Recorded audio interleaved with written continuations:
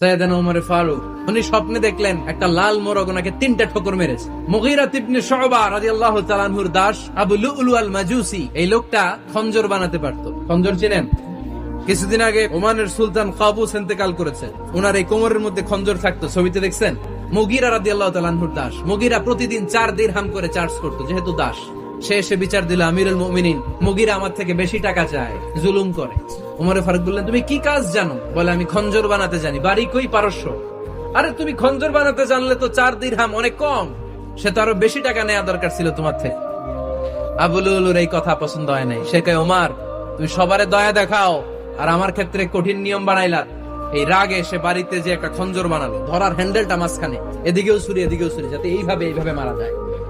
সে অগ্নি উপাসক, মুমিন নয়। ওমর ফারুক মসজিদে নববীর ইমাম। ফজরের নামাজের সময় এ আবু লুলু আল মাজুসি চাদর পরে ওমর ফারুককে